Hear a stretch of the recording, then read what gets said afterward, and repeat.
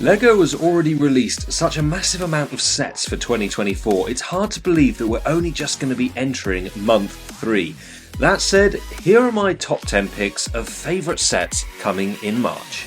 In spot number 10 is the only Ninjago set for my wishlist, and it's the Dragonstone Shrine. Now, all the Ninjago sets we had in the previous wave were frankly quite heavily overpriced. This one, not so bad, works out about 9 pence or 10 cents per piece, being priced at £105 British pounds or €120 and $120. That said, there's quite a bit going for it. Whilst perhaps it doesn't offer quite as many play features as some of the other sets, I just think it's a really beautiful looking thing. It actually reminds me quite a bit of the Tranquil Garden set that we got not long ago, and everything just seems to be beautifully in proportion. The way that they've done the dragon out of the rocks, the way the waterfall is flowing, and obviously that beautiful cherry blossom. It's just a really good looking set that I think is going to be fantastic to put on display. Now, before we move on to number 9, I just want to give an honorary shout out to the Carousel ride. This is obviously a much smaller version of the many carousels that we've had in the past, but this using the same colour palette as the Lunar New Year set, and I do think it looks absolutely fantastic. Quite a low price point as well, being £22 or €25 and $25. It just looks like a pretty fun little thing, and the fact that it's obviously interactive as well is definitely a bonus point in its favour, so I'll be picking that one up as well. In my official number 9 spot though, it has to be the buildable version of Stitch. The Brickhead obviously came out in February and was extremely popular, unsurprisingly, and this buildable version, it's so cute, and I love the fact that just by moving those ears, it completely changes his expression. Obviously such a cool character, and I think they've captured him brilliantly here. It's such a wonderful use of colours. The expression is magnificent. I think this is going to be a super cool thing to have on display. We've obviously had Buildable Groot, which I'm a fan of, and Buildable Rocket, both of which I've got on display. This character, really very different, but I think it's going to look so cool alongside them, and is probably going to show them up quite a bit. It's just so colourful and fun. I'm really looking forward to get this one, and I think it's going to be hugely popular.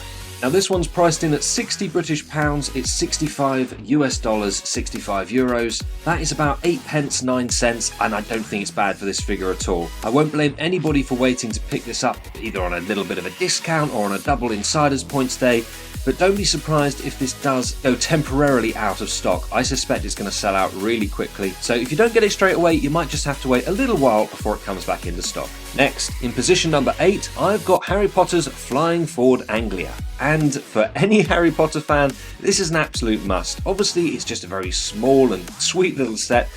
It's such an iconic part of the second movie, you just absolutely have to have it. It's obviously cool that it fits the 2 minifigures as well, and of course we can't forget Hedwig and Scabbers, aka Peter Pettigrew, spoiler alert. But for just £13, $15 and €15, I think this is a great little playset that's going to look fantastic alongside obviously the much bigger Harry Potter displays, and is a great one that they've done. I really appreciate them adding this to the lineup. Then my number 7 spot is going to Harry Potter and the Prisoner of Azkaban Brickheads. I am a big Brickhead fan, and I am looking forward to getting my hands on these. Now, of course, we have had Harry before, we've also had Hermione, but this is the first time that we will be seeing Sirius Black and, of course, the Dementor and the Patronus.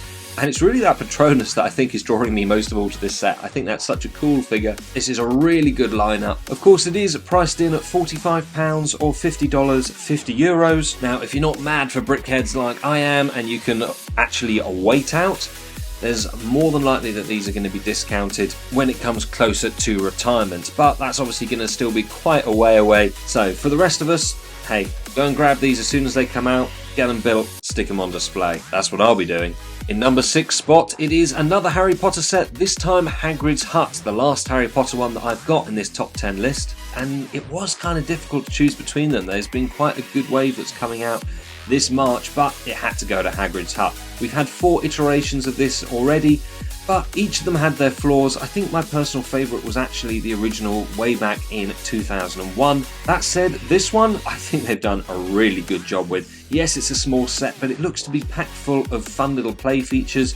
It's got a good minifigure lineup, and of course, we cannot forget Norbert the baby dragon. Okay, so cool. And of course, Fang too. Mustn't forget Fang the boarhound. But this is a really nice iteration of Hagrid's Hut. I think it's going to look great alongside Hogwarts Castle. Obviously, yes, it's not going to scale in properly, but doesn't really matter. I just think this is an absolutely fantastic looking little set, and I'm greatly looking forward to getting it. Now, this one is priced in at £65 or $75 US and 75 euros. That's not a terrible price per piece, about 7 pence, 8.5 cents, but it is slightly on the pricier side. So I might actually wait to grab this one when we've at least got double points or something like that. Nonetheless, I'm definitely going to be picking it up. And now for the top 5. In 5th place, I have the forest animals. This is, of course, the red fox, squirrel, and owl. And I'm quite torn on this one, actually. It nearly made it much lower down the list, but it's saved by something quite important, and I'll explain why. The fox, I'm really not that keen on. I think that the way the nose has been done, or the muzzle, the snout, is just too thin. It doesn't look right. And the way they've done the eyes just looks a little bit dead to me, to be honest. It looks much better in this particular position, probably from the angle, but yeah, straight on like this, I do not like it at all, really. And very similar for the squirrel. This particular angle, I don't like it. It looks a little bit creepy, to be honest. Again, much better from a sideways angle. I think it's all to do with the way that they've done the eyes, and the nose just isn't working for me. What I do like, what I'm a big fan of, is this, okay? It's being built as an owl. I think this looks absolutely phenomenal. Just everything about this looks so cool. The eyes now really suit it. The way that they've done the studs, it just looks like the feathers are ruffled. Really cool looking design. And it is purely and solely for the owl that this is getting my position number 4 spot. So sometimes I am torn with these creator sets. I always think, oh, should I buy 3 copies just so I can make one of each? I rarely do, because obviously that adds up monetarily. But it's tempting. This time round, no. I'm just going to be getting one set, and it is purely for that owl. Do you agree with me? Do you disagree? Let me know in the comments below. This one being priced in £45, $50 or 50 euros. And now for number 4, and by a happy coincidence, it is the boarding of the Tantive IV. Yes, this is a set that has been very long overdue. Quite frankly, they should have done this years ago. It's such an iconic scene, but because of that, I am very much looking forward to grabbing hold of this.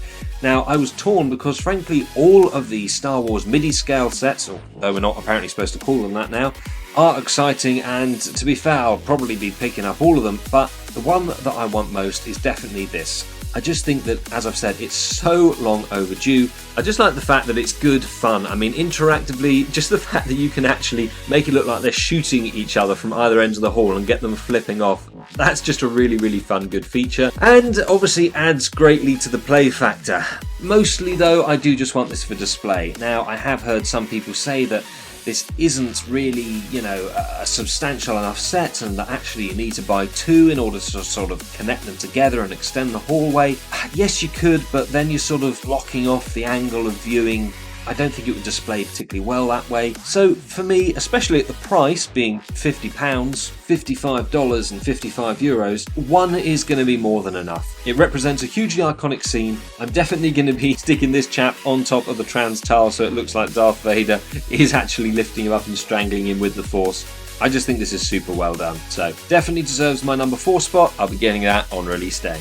And here we are in the top 3, and number 3 position goes to the Mars Crew Exploration Rover. This is the largest of the Technic 2024 wave that we've had so far, and what a thing it is. It's apparently inspired by some of the Mars Rover concepts, and it's got 6-wheel suspension as well as a workable crane, which you can actually use to move from side to side and obviously lift up these different bits and load them onto the rover itself. Now, it's also apparently a moving laboratory, and you can open up the inside to see where the crew are going to be working. And also, apparently NASA actually requested that LEGO put toilets into this set, which I think is a really cool, fun little fact. But this is pretty sizable. Obviously 1,600 pieces. I think this is going to look fantastic on display. And the fact that it's got those moving parts and the 6-wheel suspension is absolutely awesome. Now, I'm only really just getting into Technic, so I don't know whether you would be able to motorise this. I assume that you would and should be able to, but I'm no expert in that area yet. I hope to be, but please, anybody who knows, do post in the comments. Let me know how easy or difficult it would be to actually put a motor in this and, be able to actually drive it around. Is that possible? But hey, even if it's not, I just think that this is a fantastic thing to play with by hand, obviously move around, and just to have on display. such an epic and cool looking set. Now here we go, spot number 2, and it's probably not going to be a huge surprise. It's the medieval town square. Yes, I am a castle fan, and to be honest, even if I wasn't, I'd still want to pick this up. It's such an amazing looking build. Now, to be honest, I'd probably get this even if it wasn't.